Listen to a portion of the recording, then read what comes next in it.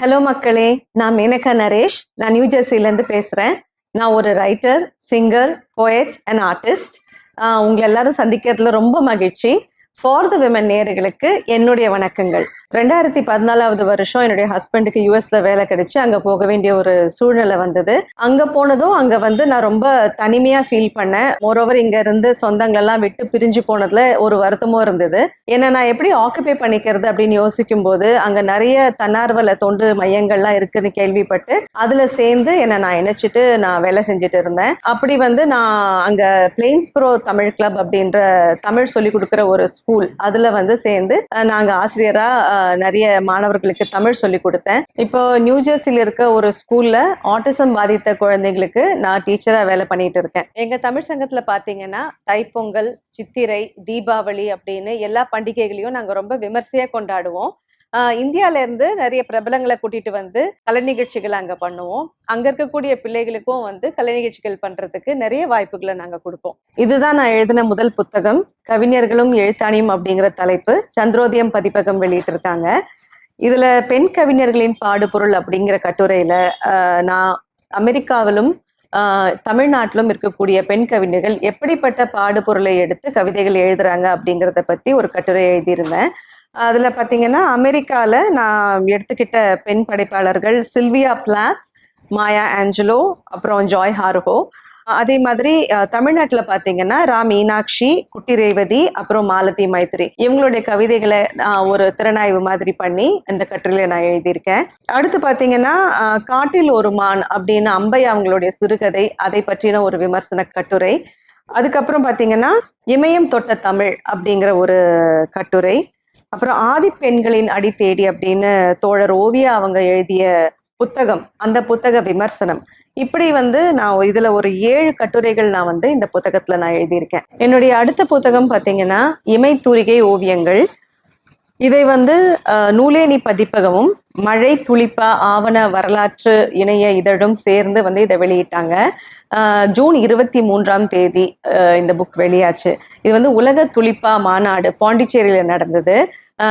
40 வருட ஹைக்கூ வரலாற்றை கொண்டாடும் விதமாக இந்த மாநாட்டை அவங்க நடத்தினாங்க. ரொம்ப சிறப்பா நடந்துச்சு அந்த மாநாடு. அதுல என்னுடைய புக்கும் ரிலீஸ் ஆச்சு. இந்த மாநாட்டில் பார்த்தீங்கன்னா மொத்தம் 73 புக்ஸ் ரிலீஸ் ஆச்சு. அதில் என்னுடைய புக்கும் ஒன்று அப்படின்றது ரொம்ப பெருமைப்படக்கூடிய ஒரு விஷயம். நியூ ஜெர்சியில் பார்த்தீங்கன்னா நியூ ஜெர்சி மட்டும் இல்லை, யூஎஸ் முழுக்கவே கிறிஸ்மஸ் ரொம்ப கோலாகலமாக கொண்டாடுவாங்க. நவம்பர் மாதம் ஒரு 15ஆம் தேதிக்கு மேலேயே ஆரம்பிச்சிடும் கொண்டாட்டம்லாம். பார்த்தீங்கன்னா கிறிஸ்மஸ் ட்ரீ வைக்கிறது அங்கே ரொம்ப ஒரு பெரிய சடங்காகவே பண்ணுவாங்க. ஒவ்வொரு வீட்லேயும் அழகாக ஒரு கிறிஸ்மஸ் ட்ரீயை வச்சு அதில் நிறைய டெக்கரேஷன்ஸ் எல்லாம் அவங்க தொங்க போட்டு நிறைய போட்டோஸ்லாம் எடுத்து சோஷியல் மீடியா ஃபுல்லாக அதுதான் இருக்கும். கிறிஸ்மஸ் டெக்கரேஷன்ஸ்க்கு நாங்கள் இந்த குரோஷே மூலியமா இந்த உள்ளில் நாங்கள் தயாரித்தோம். இப்போ அங்கே ஸ்னோமேன், அப்புறமா பார்த்தீங்கன்னா கிறிஸ்மஸ் ட்ரீ, அப்புறமா ஒரு சின்ன சின்ன கிஃப்ட்ஸ், அந்த மாதிரி எல்லாமே நாங்கள் உள்ள குரோஷேல பண்ணோம். இதெல்லாம் இந்த மாதிரி சேர்த்தது தான் அந்த 1800 டெக்கரேஷன்ஸ். 2023 மறுபடியும் மதர் இந்தியா குரோஷே குவீன்ஸ் ஒரு Guinness world record attempt announce பண்ணாங்க. இந்த தடவை பார்த்தீங்கன்னா பிரெஸ்ட் கேன்சர் சர்வைவர்ஸ்க்கு ஸ்கார்ஃப்ஸ் பண்ணணும், மேக்ஸிமம் நம்பர் ஆஃப் ஸ்கார்ஃப்ஸ் பண்ணணும். இதுதான் எங்களுடைய கோல்.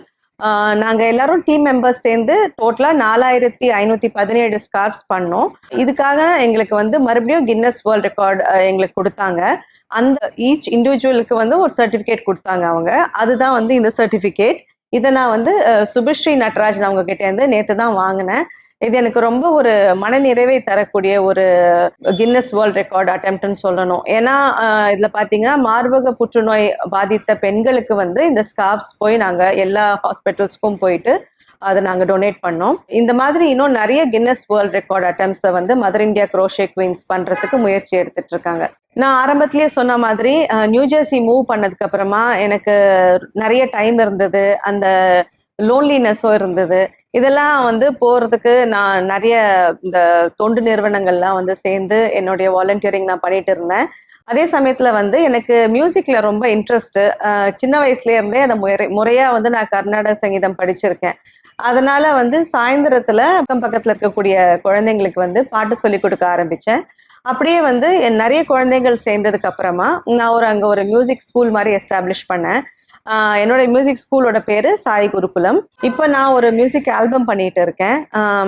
மியூசிக் டைரக்டர் TL தியாகராஜன் அவர்களுடைய இசையில திரு கூமாப்பா திருநாவுக்கரசு அவர்கள் வந்து பாடல்கள் எழுதியிருக்காங்க.